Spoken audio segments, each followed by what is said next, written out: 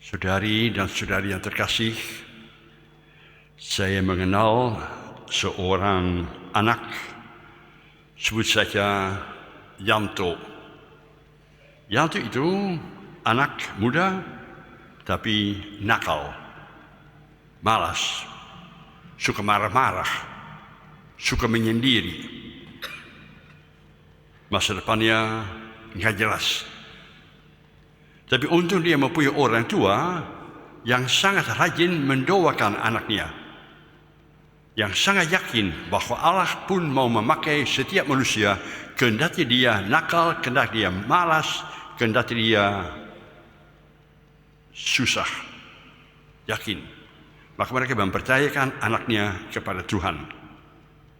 Dan aneh, Yanto selesai pendidikan di SMA, dia belajar ilmu jiwa, pengen menjadi seorang psikolog.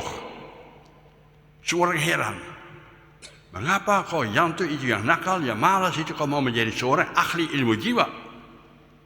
Maka sudah barang tentu ditanya kepadanya, Nang, nggak salah pilih. Mengapa kau mau menjadi orang, kau sendiri susah-susah, nakal-nakal, mengapa mau menjadi ahli menyembuhkan orang yang sakit jiwa? Kemudian Yanto mengatakan, saya sendiri dibebaskan dari ikatan roh jahat, dari sakit jiwa, dari penyakit malas, dari penyakit nakal, dari penyakit menyendiri, kurang pintar bergaul. Maka sekarang ini saya merasa terpanggil. Saya mau membebaskan, ada banyak orang yang sakit jiwa, ada banyak orang yang hidup tidak bahagia, ada banyak orang yang kuasai oleh roh jahat.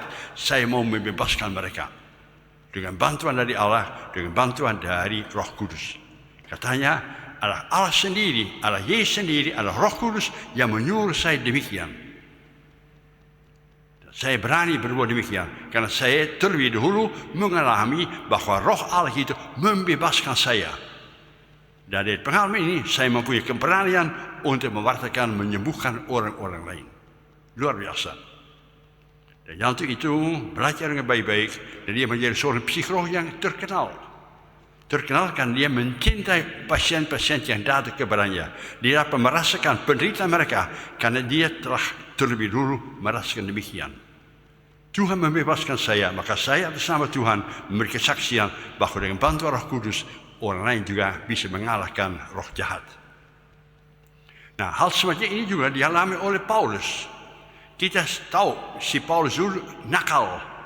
Paulus ini dulu musuh dari Yesus. Paulus ini dahulu fanatik, pegang teguh pada hukum Musa. Dan orang yang salah, yang berani melecehkan hukum Musa, ditangkap, dibunuh, dihancurkan.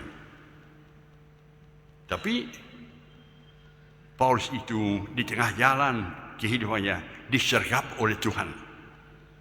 Tuhan menangkap dia. Paulus, mengapa kau begitu jahat kepada saya? Mengapa kau begitu fanatik? Loh, kau siapa?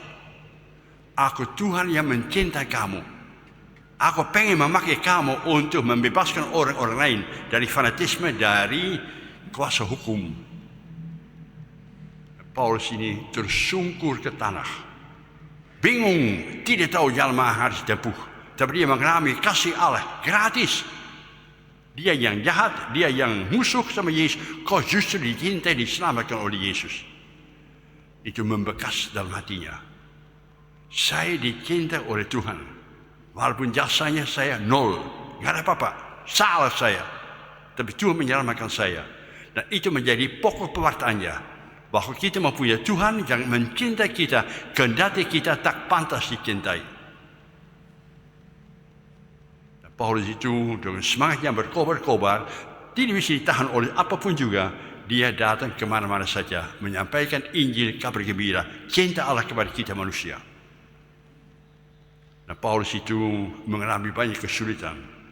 Kalau menjadi seorang pewarta, kalau menjadi seorang yang berkesaksian tentang kebaikan Tuhan yang terlebih dulu kita alami, kita akan ditolak oleh dunia.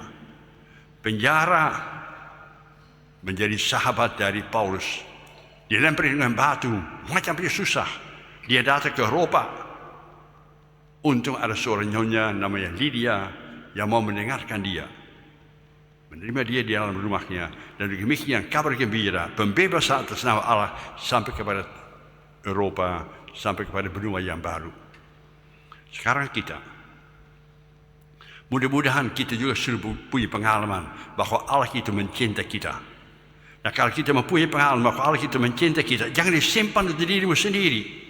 Tolong disampaikan kepada orang-orang lain. Banyak orang kesepian, banyak orang yang nakal, banyak orang yang ditahan oleh roh jahat. Bebas kalah mereka. Risiko, tentu risiko.